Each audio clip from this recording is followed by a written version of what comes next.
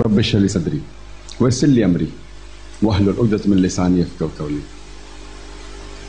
السلام علیکم ورحمۃ اللہ وبرکاتہ.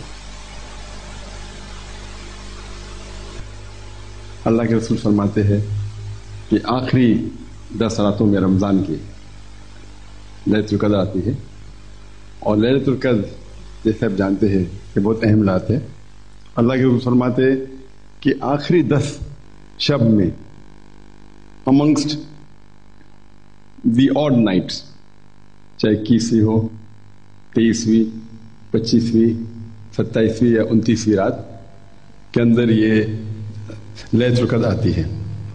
حضرت فرماتے سورہ بقرہ میں سورہ نمبر 2 آیت نمبر 185 میں رمضان وہ مہینہ ہے جس کے اندر قرآن نازل ہوا تھا، اور قرآن ساری انسانیت کے لیے ہدایت ہے، اور یہ فرقان ہے حق اور باطل میں فرق کرنے کے لیے.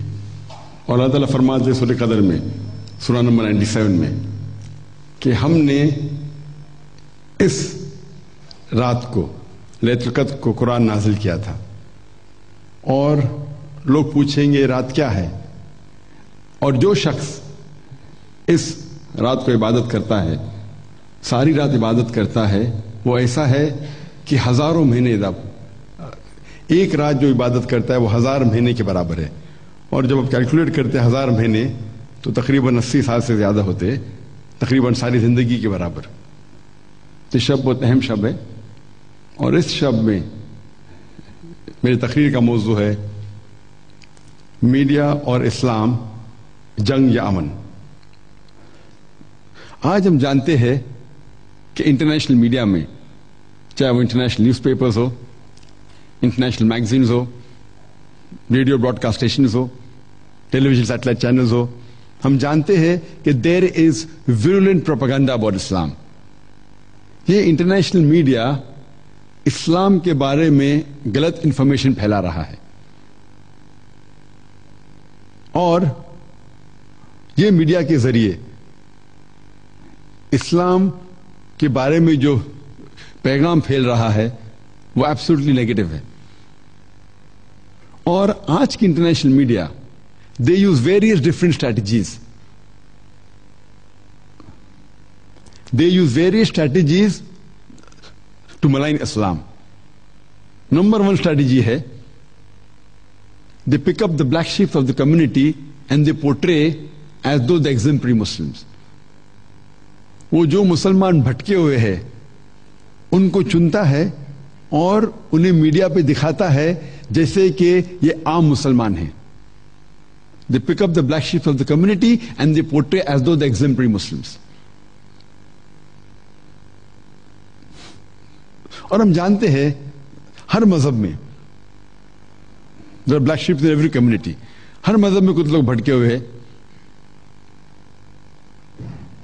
مثال کے طور پہ اگر آپ کو جانچنا ہے کہ ایک نئی مرسیڈیز کار مارکیٹ میں ہے 600 SEL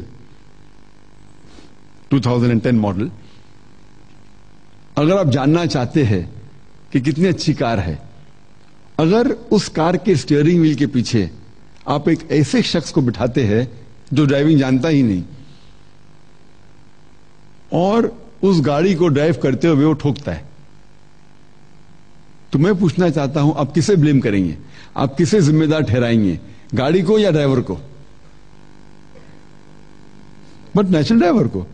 اگر آپ کو جاننا ہے کہ کتنی اچھی گاڑی ہے تو آپ کو چیک کرنے پڑے گا اس گاڑی کے اسپیسیفکیشن، اس گاڑی کا پک اپ کیا ہے، اس گاڑی کا گیئر ریشو کیا ہے، اس گاڑی کے سیفٹی میجرز کیا ہے، اس گاڑی میں کتنے ایئر بیگز ہے، اینٹی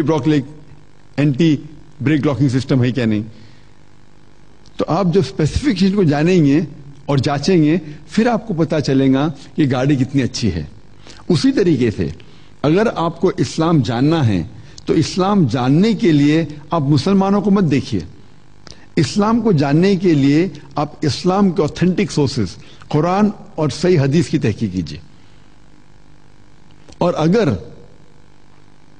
آپ کو گاڑی کا ٹیسٹ ڈرائیو کرنا ہے تو ایسے اچھے ایکسپرٹ ڈرائیور کو اسٹیئرنگ ویل کے پیچھے بٹھائیے جو ڈرائیونگ میں ایکسپرٹ ہو. اور اگر آپ جاننا چاہتے ہیں کہ بیسٹ ایگزامپل مسلم کون ہے، وہ ہے محمد صلی اللہ علیہ وسلم.